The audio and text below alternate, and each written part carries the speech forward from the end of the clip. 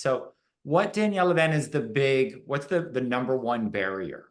We wanted to share about Oh my gosh. what Well, you think. that was my pitch to invite you here. So if I had to today answer that question, what do I think is the single number one barrier within each one of us between ourselves and loving our lives, experiencing ourselves as our true essential nature, our true identity, not identifying, not thinking who I am is a mom or a partner or a teacher or a neighbor. None of that is what I am. That's not even who I am. Those are my roles. And that the character I'm playing, the spiritual life is about knowing through direct experience what you really are. And knowing what we are isn't words. It's not a mental concept. I mean, I can say all the words, and Rumi said them way better than I can, as did Tagore and Hafiz and other legends. Our true essential nature is only actually a direct experience. That said, the single barrier between our personality and our roles in life and experiencing ourselves as our true essential nature, our true identity, is just one thing: tension. Tension, Tension.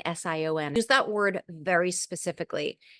It's different than stress. It's different than overwhelm. It's different than anxiousness, anxiety. It's different than depression. They're all connected to it. And yet tension is the number one barrier. In the Ayurvedic traditions, tension can be described as vata, air energy that is very frenetic and moving and not settled. Sometimes your nervous system can feel prickly and buzzy and unsettled or shaky. Tension has many different faces and forms. And so long as we have tension, and some of us are so used to carrying tension that we don't even know we're carrying tension. Some of you may know that I love the study and teaching about Enneagram. Enneagram is a way of describing the 9 different types of personalities and the 9 soul journeys from ego to essence. But listen to how else it's described. The 9 faces of the soul, the 9 journeys from ego to essence, the 9 pathways to God, and drumroll, my favorite description of the Enneagram, the 9 unique ways we carry tension and the 9 pathways to release. None of us doesn't carry tension. That's a double negative. We all carry tension. So the question is, how well do we know ourselves to recognize it quicker and quicker? And everybody here, if I asked you to write in the chat, what are some ways that you know that you could help release tension? You all would be brilliant in your ability to share methods: breath work, meditation, shaking, hiking, running, dynamic meditation, vocal sound healing, qigong, you name it. I know we all know the practices. The question is, how often throughout your day are you turning to them? Versus, is it common that either A, you're not noticing it's there, or B, you think, okay, I'm feeling tension right now, or agitation is always my alert to tension. The question is, how often are you saying, but I don't have time to deal with this right now. I just have to do the next thing. I'll do that later. I'll do that breathwork thing later. So many of us have the knowledge, the education, and the wisdom. And what's really tricky, especially in our unnaturally busy lifestyle in contemporary Western culture, is taking the time to pause, to even dip into little teeny tiny mini tension releasers. We don't always have 20 minutes to attend to tension. We do have 60 seconds. We can find 5 minutes. And we can find that many times throughout the day. So tension that might be a word you haven't used a lot. It could look like having trouble sleeping. That's what it was for me.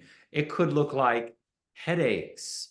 It could look like irritability. It could look like being short with the people that you love. It could look like having a dim outlook on life. All of these things are layers and layers and layers and layers that are between the light of the self, our vibrant, living, glowing soul, and our expression in the world. And in the Yoga Sutras, it teaches that these practices, that all these things are like lampshades over a light. So if you had one light bulb with no lampshades, it's pretty bright. You start putting on lampshade after lampshade after lampshade, pretty soon a very, very dim light is coming through. And so the practices are thinning down those lampshades. They're gradually, gradually, gradually peeling them away. So when we connect with one of the ways that helps us move this energy through as quickly as it comes on us, it stops sticking to us. And those lampshades don't get thicker and darker. They just gradually get thinner and thinner and thinner until we're living life in a way that feels really, really great. And we think part of our why, part of our conviction, why Daniela and I show up is because we also believe that each and every one of you came to this earth to be a beacon of light. You did. You're here. You showed up. You're sharing. You're giving. And yet, these lampshades, these various ways of tension keep getting in the way. So Daniela, what is the key to move through this? Well, I'd love to share some beautiful wisdom from D.R. Butler, just about tension. He says the ego struggles and the self is relaxed.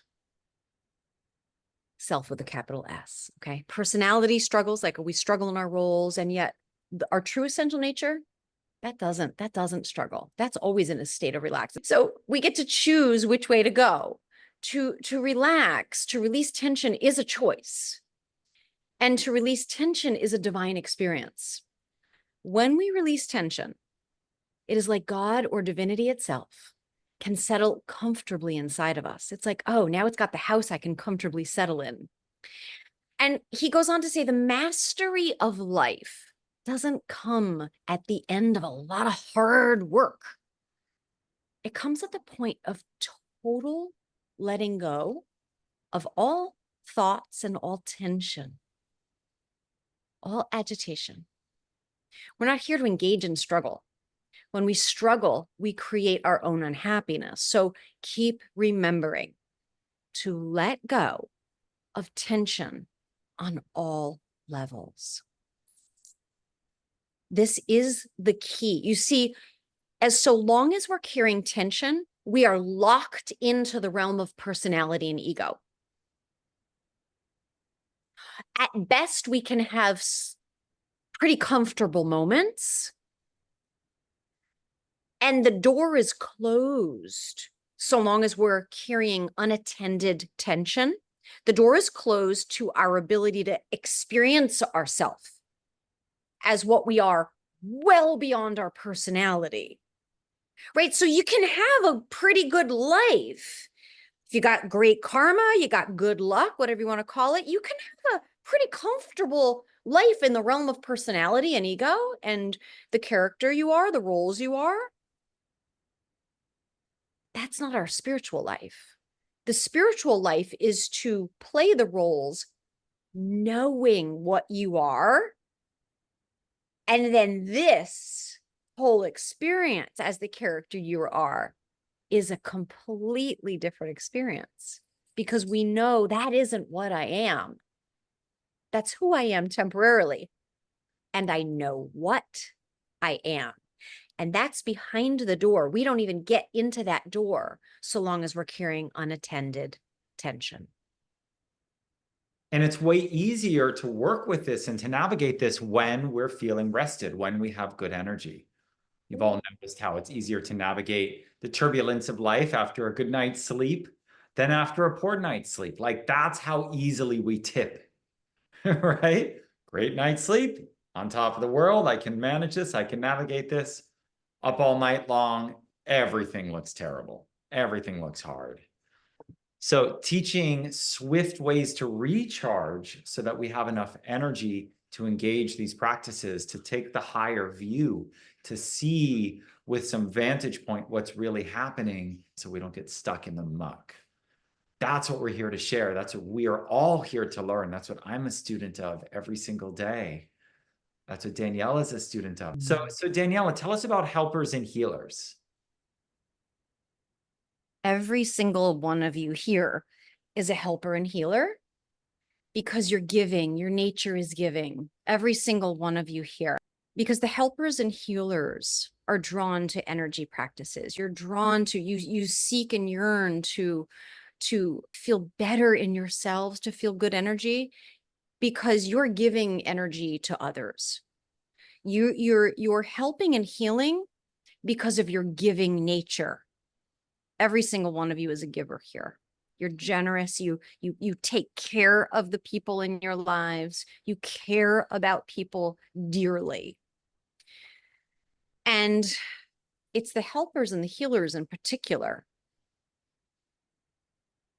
who oftentimes become so busy. We can become very consumed easily, like putting our own needs last, such that our self-care can become kind of like coping mechanisms. Like everybody loves a bath and a book, of course. And that is at the minimum self-care. Helpers and healers in particular need, and I'm really going to go all out on need, practices that actually refill your cup, that do more than make you feel good and are soothing, that actually are a science of replenishing your energy, such that when you're finished with the practice, you actually feel not just better or relaxed, you feel like a strong battery. You feel like when you pick up your cell phone and you know it's fully charged, you're like, yes. Or you turn, no, a better example is a flashlight. We have those plug-in flashlights, right? The rechargeable flashlights. When it's going dim, it's a weak light. And there is such, do you know that satisfying feeling of when you recharge your flashlight and you turn it on, first button, and you're like, oh yeah, baby, I can see Mars, right? Like, because it's like so bright. It is so satisfying. You know, it's like, oh, this, I can count on this. I know it's going to last. It's sustaining. So that's what these practices are like. Helpers and healers in particular, anyone of a giving nature needs practices that when you plug it into the wall, you know in 10 minutes, it's going to be brighter, it's going to be sharper, it's going to be clearer, it's going to be more relaxed, it's going to be more friendly with yourself and others, it's going to be more patient, it's going to be more present. That's you at your brightest light. That's you. Like when I charge my flashlight overnight and I turn it on, it could probably take down airplanes. Not like I would test that out, but it's that strong and bright. That's each of you. You can take on your day. You have the capacity to be that anchored beacon. We don't need more frenetic helpers in the world.